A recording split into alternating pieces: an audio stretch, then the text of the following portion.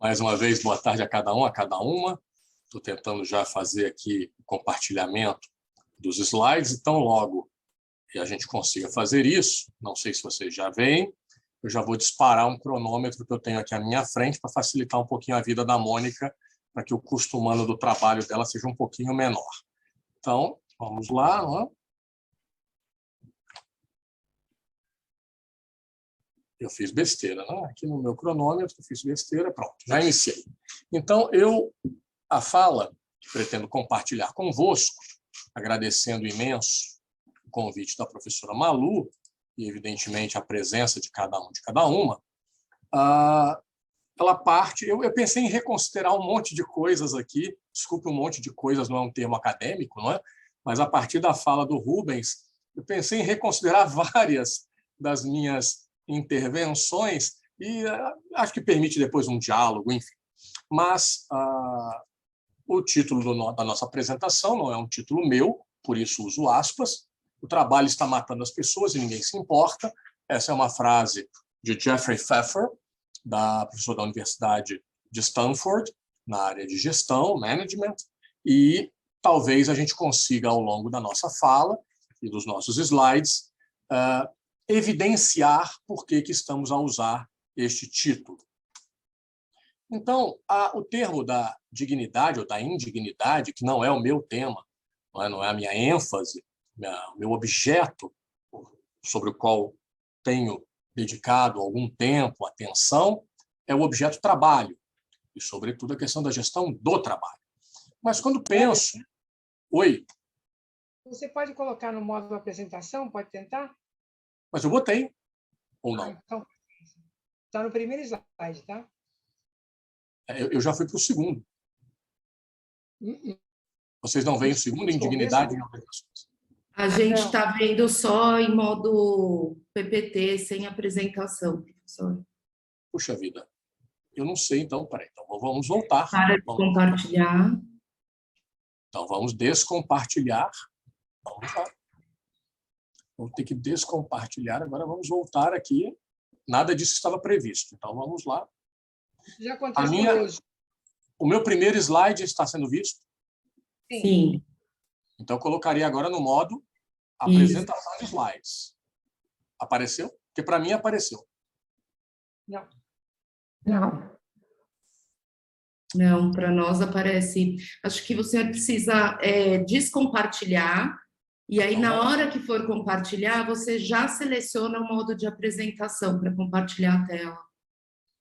Então, peraí. Então, vamos tentar. Então, você falou para eu colocar no módulo de exibição antes de compartilhar. Meu tempo aqui já estou com 2 minutos e 36 segundos. Aperta um pause aí, Cleverson. Você ainda está compartilhando a tela? Sim, eu estou tentando sair dela. Ah, tá bom. Lá no alto à direita tem um botãozinho.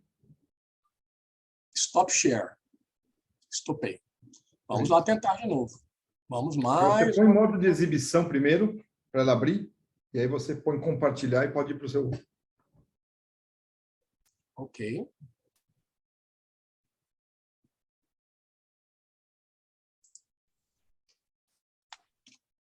Vamos tentar de novo, não é?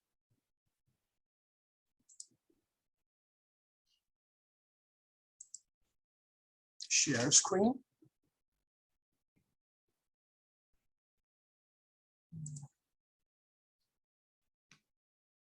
Acho que ele não vai. Está indo? Foi? Não, ainda está no modo comum, não está no modo apresentação. Oi? Não está no modo apresentação. Houston, we have a problem. Primeiro, você coloca no modo apresentação na sua máquina. Sim, está aqui. Vamos ver se eu consigo de novo. Quando você escolhe compartilhar, professor, ele vai abrir o desktop ou uma apresentação. Eu recomendo que você clique no desktop, que aí ele vai pegar todas as suas telas. Eu posso tentar por aqui, mas um detalhe, quando vocês abriram a apresentação de vocês, vocês colocaram entrou? Habilitar. Aê! Agora entrou. Quase que eu canto aqui, let's try again. Mas vamos lá. Então, parei com 2 minutos e 44 segundos, retomemos. A tecnologia faz essas coisas. E eu sou um homem ainda analógico. Mas vamos lá. Então, o segundo slide no qual eu já estava, e que estou tentando colocar para vocês agora, mas que aqui para mim agora não vai. Clica com o mouse na tela. Já cliquei com o mouse, já cliquei com o page. Tá. Pronto. Já foi, então, já virou. Quando pensamos, então, em dignidade e indignidade nas organizações, o que me vem à mente, e aí eu já diria para o Rubens e para a audiência, que ele mencionou que há um conjunto de esforços, não é, voltado para a promoção de dignidade no contexto organizacional, eu fico a pensar sobre o conjunto de esforços para a promoção da indignidade. Isso tem me chamado sempre muito a atenção. Então, os termos que me vêm à mente, não é, quando penso na questão da dignidade ou da indignidade, diz respeito, ou os termos dizem respeito a confiança, desconfiança, respeito, desrespeito, justiça, injustiça, tirania e, inclusive, a questão de uma eventual psicopatia corporativa ou traços, não é, de psicopatia corporativa, violência, não é, em suas múltiplas formas, assédios também nas suas múltiplas formas, bem-estar, mal-estar, esse binômio, né, saúde, adoecimento, ansiedade, estresse, depressão, burnout, morte, que é um tema que a gente não gosta de falar muito a respeito, não é? Sobretudo quando vinculado ao contexto de trabalho, e também o suicídio vinculado ao trabalho e as tentativas de suicídio vinculadas ao trabalho. Neste sentido, cheguei a considerar, a trabalhar um pouco convosco, um texto do professor Roberto Eloani,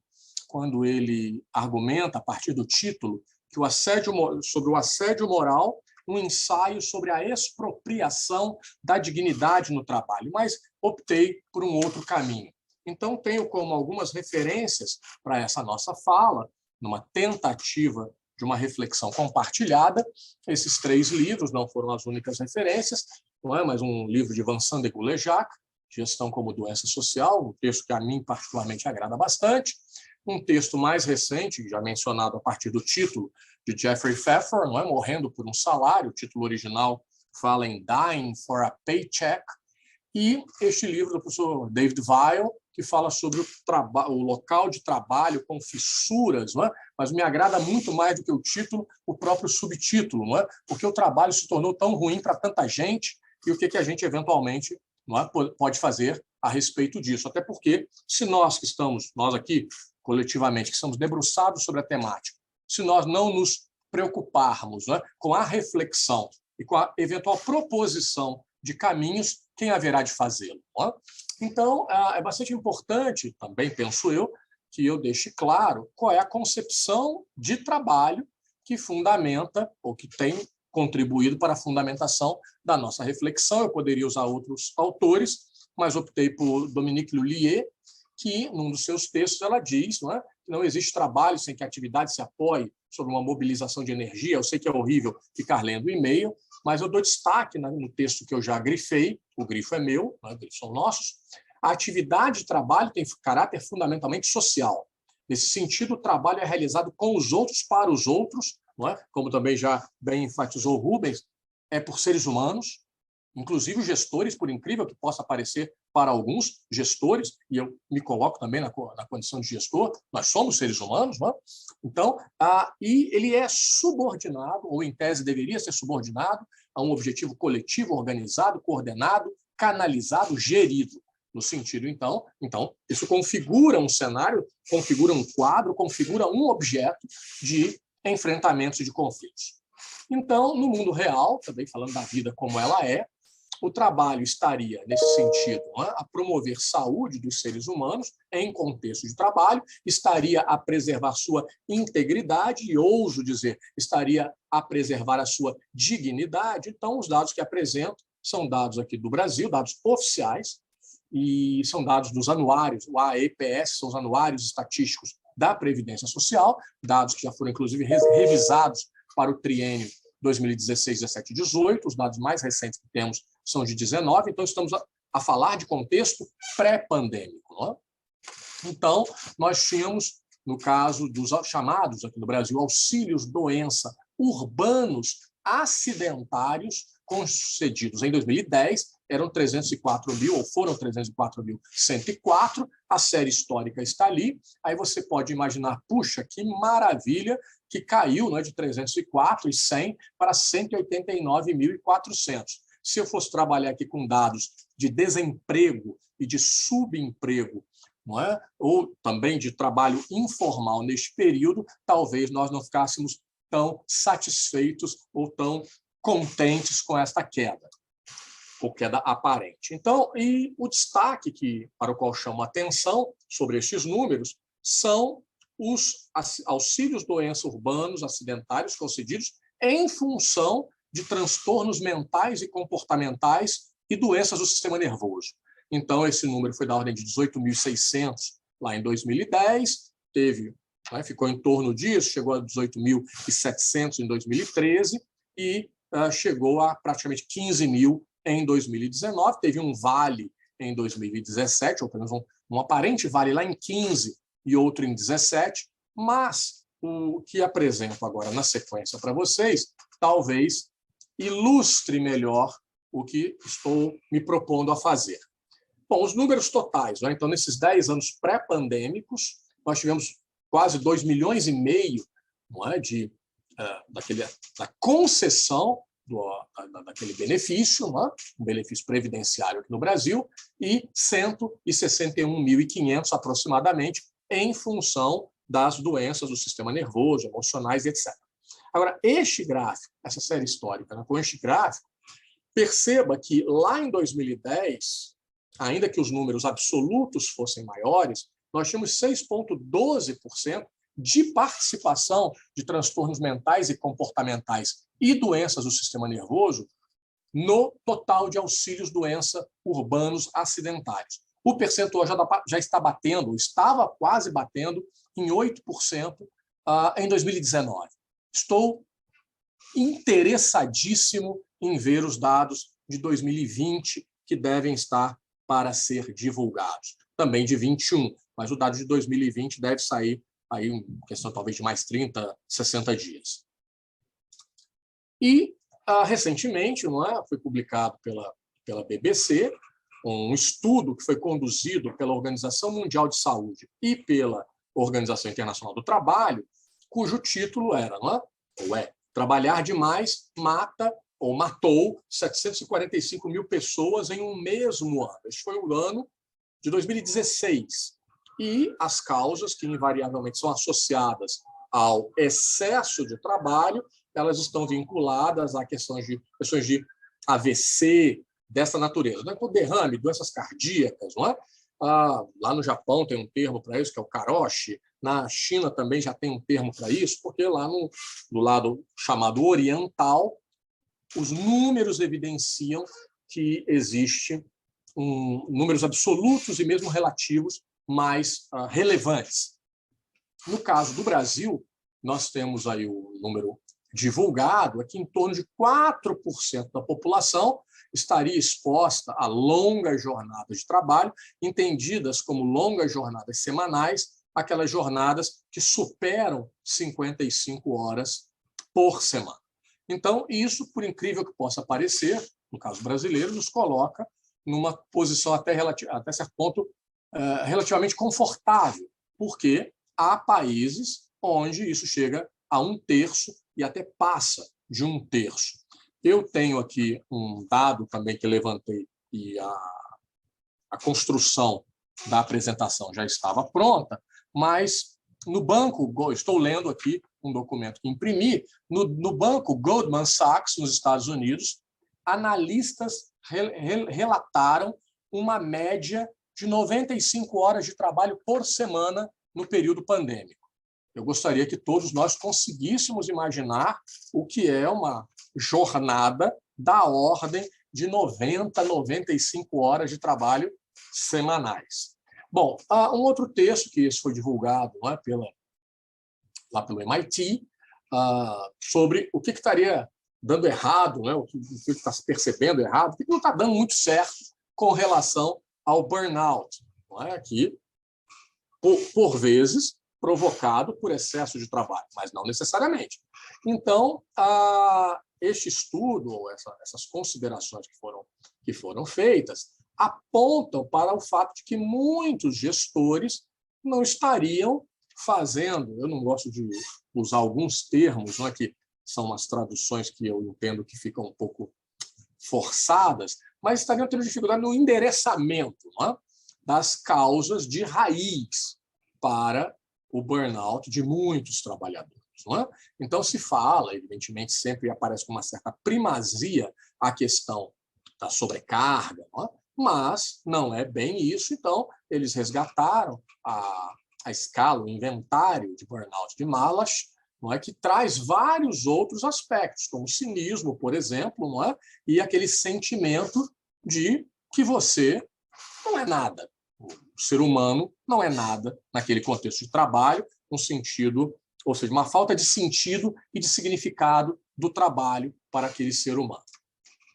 Então, o Jeffrey Pfeffer, não no livro, mas numa entrevista que ele concedeu também para a BBC News, em 2019, claro que os entrevistadores fizeram questões a respeito do livro, que tinha acabado de ser lançado, então chamaram a atenção algumas questões que trago para compartilhar também. Então, ele menciona, não é, e os entrevistadores lembraram disso, ele faz menção a um sistema de trabalho tóxico, e este sistema de trabalho tóxico estaria levando pessoas à morte.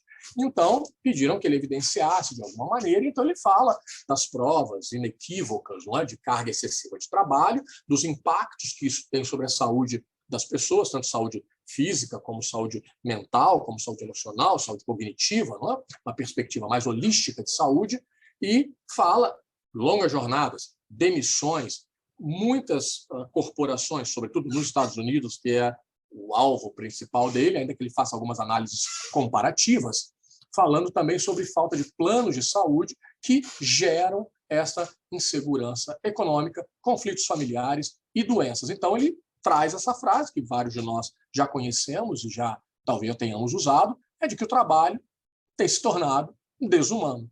Lembrando do que nos propõe Dominique Lhuillier sobre o trabalho ser essencialmente humano, mas está se tornando desumano. E seguramente, vou também mais uma vez aqui evocar, Rubens, me permita, o que você trouxe, não é? Quem faz tudo no contexto organizacional ou no contexto do trabalho para promover essa desumanidade são outros seres humanos. Não é? Então, e aí vem a pergunta de que, no caso dos Estados Unidos, ele apresentou no texto que seria a quinta causa de morte, o que já seria um número que nos chamaria bastante atenção. Mas ele dá um destaque. Ele falou que era pelo menos a quinta. Pode ser que seja a quarta, talvez a terceira. Então, é um número que deve nos levar a uma reflexão bastante profunda. E o repórter, como entrevistador, como não poderia deixar de ser, ok. E quem que é o responsável por isso aí? Os empregadores. Perceba, ele não diz as empresas, ele não diz as organizações, ele fala os empregadores. Agora, é claro que depois ele fala os governos. Eu preferiria que ele tivesse falado governantes, não é? Porque aí fica tudo no padrão humano da coisa. Não é? Mas quem exerce governo, eu pelo menos desconheço que governos sejam exercidos por algoritmos. Pode-se até usar algoritmo, né? Mas que sejam exercidos por algoritmos e por robôs, me parece que a gente ainda desconhece. Então, e por que ele atribui este autor essa responsabilidade a governantes? Porque não estariam a fazer nada ou estariam a fazer muito pouco com o poder que detêm para reversão ou atenuação da situação. E Vincent de Boulay-Jacques, também numa entrevista que deu, numa vinda ao Brasil, em 2018, para participar de um evento, também concedeu, e essa entrevista está publicada, e gostei muito deste trecho, e por isso também trago para o compartilhamento, quando ele diz que na sociedade hipermoderna tem um sociólogo catalão que fala que nós estamos... O termo VUCA, né, tem sido bastante usado, o professor Luiz, inclusive, usou ontem na sua fala, na abertura, é um termo que eu particularmente também gosto bastante, e um sociólogo que foi professor da Universidade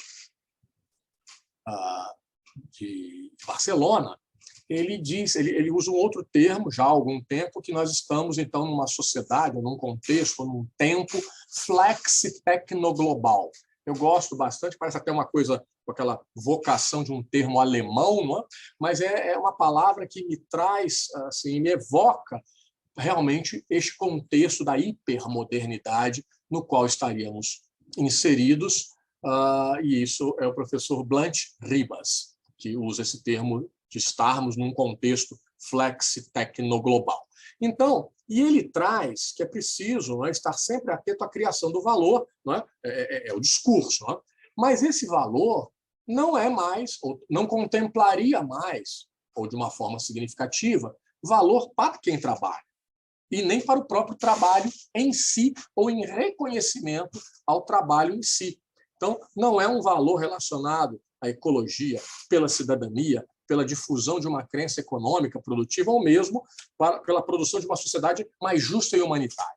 Então, no entendimento do professor Vincent de Goulejac, o valor hoje estaria vinculado unicamente, ou quase que exclusivamente, à rentabilidade do capital. E Dejour, que creio ser bastante conhecido de todos nós, Dejour, numa entrevista concedida em 2010, mas esse é um tema recorrente nos escritos e nas falas deste psiquiatra francês, né, dos mais conhecidos, ele debruçou-se com muita atenção sobre suicídio vinculado ao trabalho. E, nessa entrevista que ele concedeu para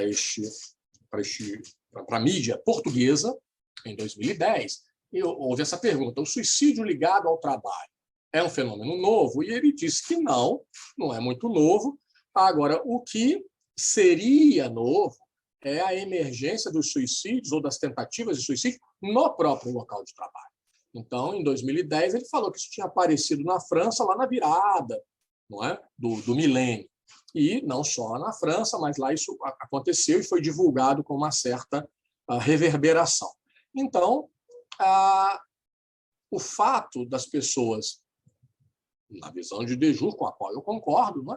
O fato das pessoas irem suicidar-se no local de trabalho tem um significado, que para ele é óbvio.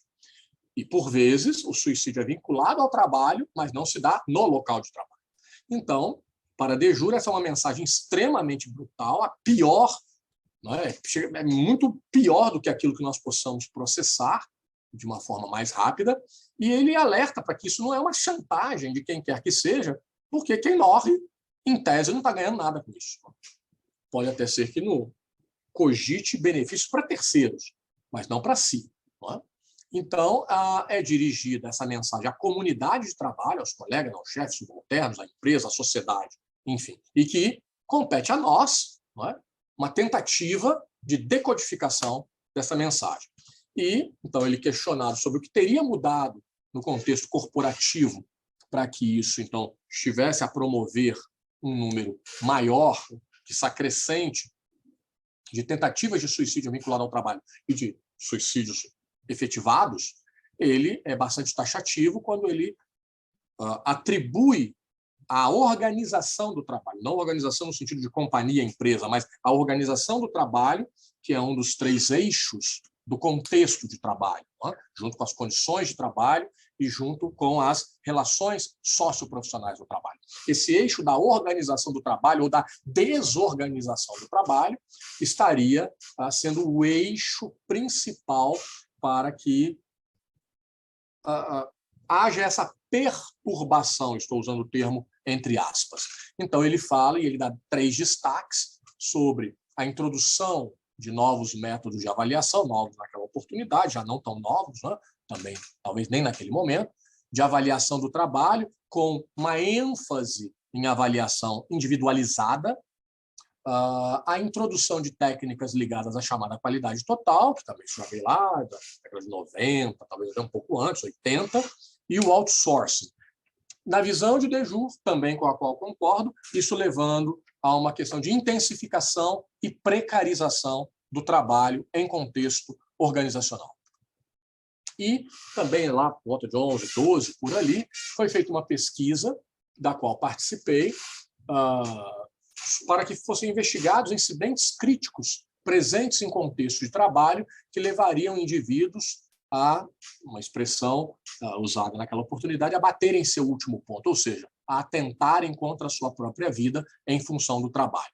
Então, isso à luz da literatura. Não é? E, naquela oportunidade, a literatura sobre essa temática, como ainda hoje, é uma literatura um tanto rarefeita. Nós não temos tanto volume de literatura, pelo menos não em língua portuguesa, sobre a temática. Então, os principais resultados que emergiram foi a falta de reconhecimento, a competitividade, falta de solidariedade, solidão, que tudo dialoga com a fala de Christophe Dejour e com os achados de Christophe Dejour. Humilhação, violência, ameaça com demissão e assédio, ou diferentes múltiplas formas de assédio, e alienação e robotização, ou tentativa de robotização dos trabalhadores. Em um artigo mais novo, esse de 2019, aqui foi divulgado aqui no Brasil, na revista Psicologia, Organizações e Trabalho, uma atualização, né, da revisão da literatura sobre essa temática, pelo menos dentro de uma abordagem da psicologia. Então, nós encontramos neste texto que, no contexto atual, pela corrente precarização social do trabalho, as transformações ocorridas, não é, no tecido social em decorrência do marco neoliberal, implicando modificações crescentes, não é, no contexto tanto da perspectiva microsocial como na perspectiva macrosocial, que fragilizando, esgarçando relações. Creio que, se fôssemos falar sobre isso, já daria uma temática por uma mesa inteira, né, para falarmos sobre esse esgarçamento, literalmente, dos discursos, das relações, das agressividades, né, das ofensas, né, pelos diferentes canais. Então, as relações entre as pessoas se tornam descartáveis, instáveis, efêmeras, ofensivas, não é? Então, há uma questão muito importante sobre a qual deveríamos ou devemos refletir. Então, na perspectiva organizacional, o excesso de práticas focando os trabalhadores como unidades autônomas. 10 anos antes, Dejour já apontava isso e outros autores naquele momento ali histórico, não é? Sobre essa, talvez, hiperindividualização ou hiperindividualidade que, por vezes, tem se promovido no contexto de trabalho, e isso o indivíduo, então, ele não encontra, inclusive, o que outrora, em vários segmentos, acontecia, dos seus pares serem, de alguma maneira, os pares de quem trabalha, serem um ponto de apoio, os pares de quem trabalha, por meio do diálogo, por meio de algum tipo de praxis, não é? Atenuarem sofrimentos, tensões que aconteciam. Ou seja, o nível de solidariedade era rigorosamente outro. E, caminhando para o final, o suicídio de trabalhadores, esse é um texto também lá de 2010, publicado aqui no Brasil, o suicídio de trabalhadores personifica o extremo do sofrimento, abaixo do qual estão inúmeras outras patologias físicas e mentais, desenvolvidas como reação às violências do contexto ocupacional do trabalhador. E isso em diferentes áreas. Já há textos, só no caso brasileiro, não é? Temos isso no contexto da Polícia Federal, da Polícia Militar e Civil, contexto bancário no Brasil, temos alguns estudos que apontam sobre a alta incidência num passado recente. Então, não é assim, é o pessoal desta determinada categoria profissional. Há uma diversidade de categorias profissionais, de níveis de formação e por aí vai. Então, torna-se premente evidenciar as consequências, não é, sobre essa nova organização do trabalho e o impacto que isso tem sobre a subjetividade dos sujeitos. Eu trouxe um trechinho de um relato de alguém que atentou contra a sua própria vida e socializou, compartilhou uma entrevista. A pessoa declarou: eu chegava na segunda-feira na esperança de chegar ao sábado. Uma fala clássica, não é? Eu sei que a dosagem de raticida que tomou no dia, a pessoa tomou na segunda-feira, não fez efeito. No segundo dia, não fez efeito. No quarto dia, a pessoa começou a falar: opa, então eu vou morrer no quarto dia, né? O veneno também não fez efeito. Agora, o que me chamou muitíssimo a atenção nessa fala foi que, ao invés de haver um alívio, um eventual alívio, né, opa, não morri, dá para repensar e tal.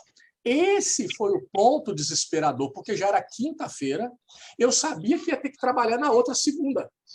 A pessoa estava na licença-saúde por depressão e já estava vencendo o período da licença-saúde. Percebam que tem uma interconexão. Então, o efeito do veneno não estava acontecendo e a angústia ia aumentando. E eu sou obrigado a perguntar, num contexto de trabalho como esse, que leva um sujeito a fazer uma avaliação desta natureza, onde é que está a dignidade? Não é? E, a título de conclusão, uma tentativa de, ao menos, não é? Recorro mais uma vez a Jeffrey Pfeffer, até porque parti de uma frase dele no título, 2 elementos fundamentais de um local de trabalho saudável, como ele aponta no seu texto, controle sobre o trabalho, algum nível de autonomia sobre o trabalho, entendidos como promotores de saúde, e realmente um apoio social, suporte, também como promotores de saúde e bem-estar. Neste sentido, aponta-se para a criação de uma cultura de comunidade, ou quem sabe o resgate de uma cultura de comunidade, que passa também por corrigir linguagem, discurso, chamado discurso corporativo, ainda que eu também não goste dessa expressão, nem de discurso organizacional, porque organização não discursa, quem discursa, mais uma vez, são seres humanos que lá estão e que, por vezes, usam o nome da instituição quase que como um escudo protetor. Não é? Então, corrigir a linguagem, incentivar conexões compartilhadas. Nesse sentido, agradeço a todos pela atenção, desculpo-me pelas questões microtecnológicas do início e, evidentemente, que estamos aqui à disposição para quando o debate puder ser estabelecido. Muito obrigado. Obrigada, Cleverson.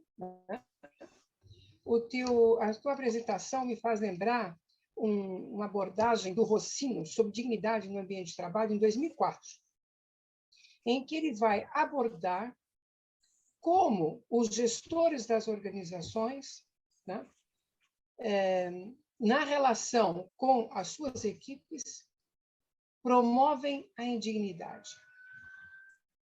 E vão promover essa indignidade por meio do sistema de controle que usam, né? E por meio, digamos assim, do roubo da autonomia, né? De tornar o trabalho o menos pensante. Né? Ele trabalha bem com essa questão da dignidade no trabalho e vai trazendo, você está trazendo as consequências, está mostrando, sem trazer um texto propriamente de dignidade, mas você está mostrando o que acontece. Me fez lembrar também, em 2018, no nosso evento aqui da ETORG, aliás, não no evento da ETORG, num outro evento, é que foi no mesmo ano, num outro evento em que nós fizemos, aqui na Mackenzie, um encontro lusófono de gestão, onde veio o pessoal do ISCSP, tá? Da Universidade de Lisboa. E o Miguel Lopes trazia tudo sobre liderança. Em vez de se pensar, como é que sempre foi dito que liderança era e tal, né? Teorias de liderança. Ai, puto, o fórum está sendo gravado e eu apareci desse jeito. Alô?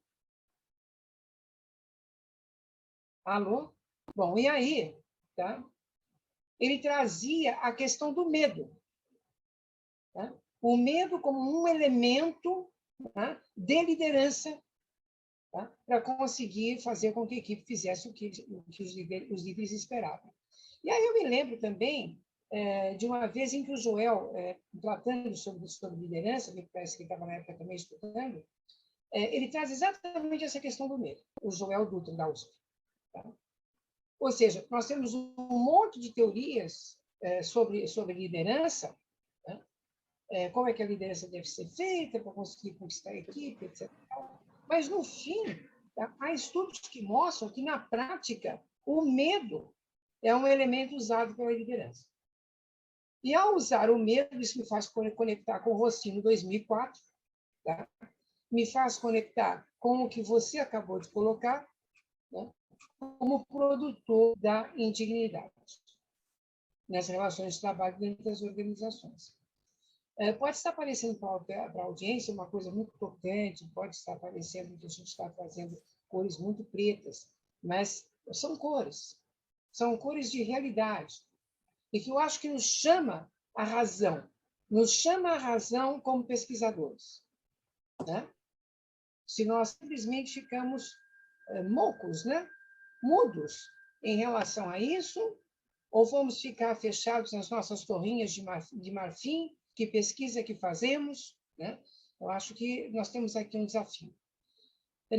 A próxima apresentação é do Silvio, que vai ser sobre tirania, não é isso, Silvio?